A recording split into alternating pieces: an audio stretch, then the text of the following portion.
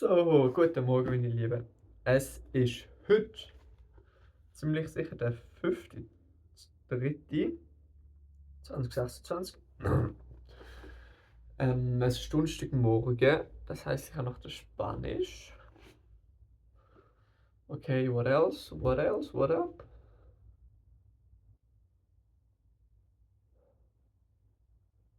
Nicht so viel, I guess.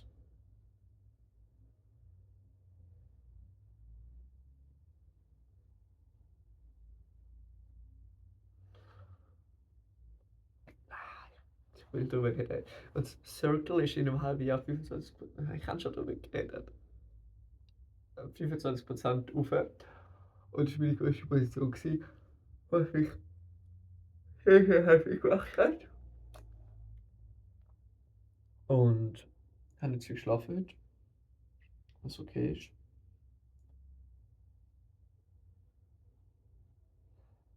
Aber ja, gotta lock the fuck in now, I guess. Und zwar lassen wir weiter bei Leviticus 26:35. Redemption of the poor and enslaved. If one of your fellow Israelites falls into poverty and cannot support himself, support him as you would a foreigner or a temporary resident, and allow him to live with you. Do not charge interest or make a profit at his expense. Instead, show your fear of God by letting him live with you and your relative. Remember, do not charge interest on the money you lend him or make a profit on food you sell him. And the Lord your God who brought you out of the land of Egypt, to give you the land of Canaan, and to be your God. If one of your fellow Israelites falls into poverty and is forced to sell himself to you, do not treat him as a slave. Treat him instead as a hired worker or a temporary resident who lives with you, and he will serve you only until the year of Jubilee. At that time, he and his children will no longer be obligated to you, and they will return to their clans and go back to their land originally allotted to their ancestors. The people of Israel are my servants, whom I brought out of the land of Egypt, so they must never be sold as slaves. Show your fear of God by not treating them harshly. However, you may purchase male and female slaves from among the nations around you. You may also purchase the children of temporary residents who live among you, including those who have been born in your land. You may treat them as your property, passing them on to your children as a permanent inheritance. You may treat them as slaves, but you must never treat them as fellow Israelites this way. Suppose a foreigner or temporary resident becomes rich whilst living among you. If any of your fellow Israelites fall into poverty and are forced to sell themselves to such a foreigner or a member of his family, they still retain the right to be bought back, even after they have been purchased. They may be bought back by a brother, an uncle, or a cousin. In fact, anyone from the extended family may buy them back. They may also redeem themselves if they have prospered. They will negotiate the price of their freedom with the person who bought them. The price will be based on the number of years from the time they were sold until the next year of Jubilee, whatever it would cost to hire a worker for the period of time. If many years still remain until the Jubilee, they will repay the proper portion of what they received when they sold themselves. If only a few years remain until the year of Jubilee, they will repay a small amount for their redemption. The foreigner must treat them as workers hired on a yearly basis. They must not allow a foreigner to treat any of your fellow Israelites harshly. If any Israelites have not been bought back by the time of the year of Jubilee arrives, they and their children must be set free at that time. For the people of Israel belong to me. They are my servants, whom I brought out of the land of Egypt. I am the Lord your God. Leviticus 26. Blessings for obedience. Leviticus 26. Do not make idols or set up carved images or sacred pillars or sculptured stones in your land, so you may worship them. I am the Lord your God. You must keep my Sabbath days to rest and show reverence for my sanctuary. I am the Lord. If you follow my decrees and are carefully to obey my commands, I will send you the seasonal rains. then yields its crops, and the trees of its field will produce their fruit. Your threshing season will overlap with the grape harvest, and your grape harvest will overlap with the season of planting grain. You will eat your fill and live securely in your own land. I will give you peace in the land, and you will be able to sleep with no cause for fear. I will rid the land of wild animals and keep your enemies out of the land. In fact, you will chase down your enemies and slaughter them with your sword. Wow. 5 of you will chase 100, and 100 of you will chase 10,000. All your enemies will fall beneath your sword. I will look favorably upon you, making you fertile and multiplying your people, and I will fulfill my covenant with you. You will have such a surplus of crops that you will need to clear out the old grain to make room for the new harvest. I will live amongst you, and I will not despise you. I will walk among you. I will be your God, and you will be my people. I am the Lord your God who brought you out of the land of Egypt, so you would no longer be their slaves. I broke the yoke of slavery from your neck, so you can walk with your heads held high. Punishment for disobedience. However, if you do not listen to me or obey all these commands, and you break my covenant by rejecting my decrees, treating my regulations with contempt, and refusing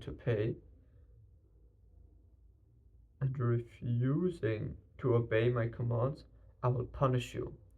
I will bring sudden terror upon you, wasting diseases and burning fevers that will cause your eyes to fail and your life to ebb away. You will plant your crops in vain because your enemies will eat them. I will turn against you, and you will be defeated by your enemies. Those who hate you will rule over you, and you will run even when no one is chasing you. And if, in spite of all of this, you still disobey me, I will punish you 7 times over for your sins. I will break your proud spirit by making the skies as unyielding as iron. The skies as unyielding as iron, and the earth as hard as bronze. All your crops will be for nothing, for your land will yield no crops, and your trees will bear no fruit. If even then you remain hostile towards me and refuse to obey me, I will inflict disaster on you 7 times over for your sins. I will send wild animals that will rob you of your children and destroy your livestock. Your numbers will dwindle, and your roads will be deserted. And if you fail to learn the lesson and continue your hostility towards me, then I myself will be hostile towards you. I'll personally strike you with calamity 7 times over for your sins. I'll send armies against you to carry out the curse of the covenant you have broken. When you run to your towns for safety, I'll send a plague to destroy you there, and you will be handed over to your enemies. I will destroy your food supply so that 10 women will need only 1 oven to bake bread for all their families. And I will ration your food by weight, and though you have food to eat, you will not be satisfied. If in spite of all of this you still refuse to listen and still remain hostile towards me, then I will give you full vent to my hostility. I myself will punish you 7 times over for your sins. Then you will eat the flesh of your own sons and daughters. What?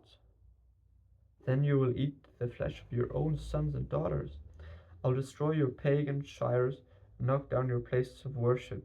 I will leave your lifeless corpses piled on top of your lifeless idols, and I will despise you. I will make your cities desolate and destroy your places of pagan worship. I will take no pleasure in your offerings. That should be a pleasing aroma to me. Yes, I myself will devastate your land, and your enemies will come to occupy it, will be appalled at what they see. I will scatter you amongst the nations and bring out my sword against you. Your land will become desolate, and your cities lie in ruins. Then the last Then at last the land will enjoy its neglected Sabbath years as it lies desolate while you are in exile in the land of your enemies. Then the land will finally rest and enjoy the Sabbath it missed. As long as the land lies in ruins, you will enjoy the rest you never allowed it to take, every seventh year whilst you live in it. And for those of you who survive, I will demoralize you in the land of your enemies. You will live in such fear that the sound of a leaf driven by the wind will send you fleeing. I'll run as though fleeing. You will run as though fleeing from a sword. You will fall even when no one pursues you. Though no one is chasing you, you will stumble over each other as though fleeing from a sword. You will have no power to stand up against your enemies. You will die among the foreign nations and be devoured in the land of your enemies. Those of you who survive will waste away in the enemies' lands because of their sins and the sins of their ancestors. But at last my people will confess their sins and the sins of their ancestors for betraying me and being hostile towards me. When I have turned their hostility back on them and brought them to the land of their enemies, then at last their stubborn hearts will be humbled and will pay for their sins. Then I will remember my covenant with Jacob and my covenant with Isaac and my covenant with Abraham, and I will remember the land. For the land must be abandoned to enjoy its Sabbath rest, as it lies deserted. At last the people will pay for their sins, and they have continually rejected my regulations and despised my decrees. But despite all this, I will not utterly reject or despise them, while they are in exile in the land of their enemies. I will not cancel my covenant with them for wiping them out. For I am the Lord their God. For their sakes I will remember my ancient covenant with their ancestor, whom I brought out of the land of Egypt. In sight of all the nations that I missed, in sight of all the nations that I might be their God, I am the Lord. These are the decrees, regulations, and instructions that the Lord gave through Moses on Mount Sinai as evidence of the relationship between himself and the Israelites.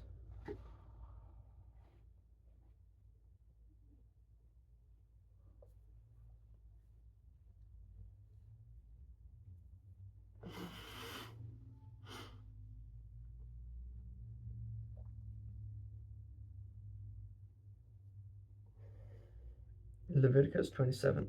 A redemption of gifts offered to the Lord. The Lord said to Moses, "Give the following instructions to the people of Israel. If anyone makes a special vow to dedicate themselves to the Lord by paying the value of the person, here is the scale of values to be used. A man between the ages of 20 and 60 is valued 5 shekels of silver, as measured by the sanctuary shekel. A woman of that age is valued at 30 shekels of silver." Oh, that's insane, bro.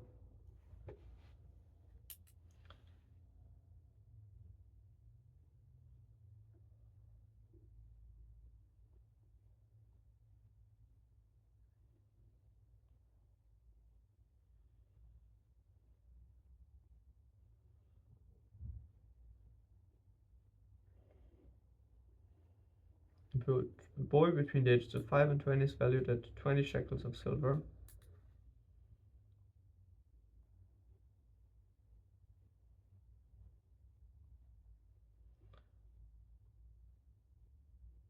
A girl of that age is valued at 10 shekels of silver. That I don't get. A boy between the ages of 1 month and 5 years is valued at 5 shekels of silver. A girl of that age. A man between the ages of 20 and 60 is valued at 50 shekels of silver, not 5, and a woman 30. A boy between the ages of 1 month and 5 years is valued at 5 shekels of silver. A girl at that age is valued at 3 shekels of silver. An older man than 60 is valued at 15 shekels of silver. A woman that age is valued at 10 shekels of silver. If you desire to make such a vow but cannot afford to pay the required amount, take the person to the priest. He will determine the amount for you to pay based on what you can afford. If you vow If your vow involves giving an animal that is acceptable as an offering to the Lord, any gift to the Lord will be considered holy. You may not exchange or substitute it for another animal, neither a good animal for a bad one, nor a bad animal for a good one. But if you do exchange one animal for another, then both the original animals and its substitutes will be considered holy. If your vow involves an unclean animal, one that is not acceptable as an offering to the Lord, then you must bring the animal to the priest. He will assess its value, and his assignment will be final, whether high or low. If you want to buy back the animal, you must pay the value set by the priest plus 20%.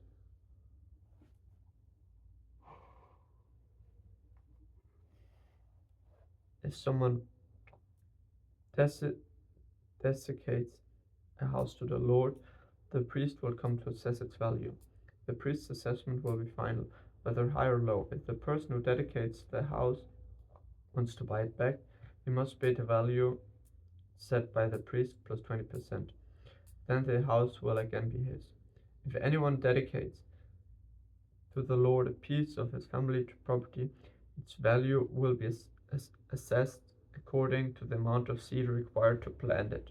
50 shekels of silver for a field planted, with 5 shekels of barley seed. If the field is dedicated to the Lord in the year of Jubilee, then the entire assessment will apply. But if the field is dedicated after the year of Jubilee, the field is dedicated after the year of Jubilee, the priest will assess the land's value in proportion to the number of years left until the next year of Jubilee. Its assessed value is reduced each year. If the person who dedicates the field wants to buy it back, he must pay the value set by the priest plus 20%. Then the field again will be legally his, but if he doesn't want to buy it back and it is sold to someone else, the field can no longer be brought back. When the field is released in the year of Jubilee, it will be holy. A field specially set apart for the Lord, it will become the property of the priests. If someone dedicates to the Lord a field he has purchased, which is not part of his family property, then the priest will assess its value based on the number of years left until the next year of Jubilee. On that day, he must give the assessment value of the land as a sacred donation to the Lord. In the year of Jubilee, the field must be returned to the person from whom you purchased it, the one who inherited it as a family property. All the payments must be measured by the weight of the sanctuary shekel, which equals 20 gerahs. You may not dedicate a firstborn animal to the Lord, for the firstborn of your cattle, sheep, and goats already belong to him. However, you may buy back the firstborn of a ceremonially unclean animal by paying the priest's assessment of its worth plus 20%. If you do not buy it back, the priest will sell it at its assessed value. However, anything specially set apart for the Lord, whether a person, an animal, or family property, must never be sold or bought back. Anything devoted in this way has been set apart as holy. It belongs to the Lord. No person specially set apart for destruction may be bought back. Such a person must be put to death. 1/10 of the produce of the land, whether grain from the fields or the fruit from the trees, belong to the Lord and must be set apart to him as holy. If you want to buy back the Lord's 10th of grain or fruit, you must pay its value plus 20%. Count of every 10th animal from your herd and flock and set it apart, for the Lord is holy. You may not pick or choose between good and bad animals. You may not substitute one for another.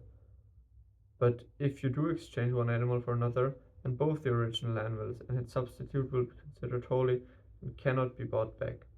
These are the commandments that the Lord gave through Moses on Mount Sinai for the Israelites. Today is the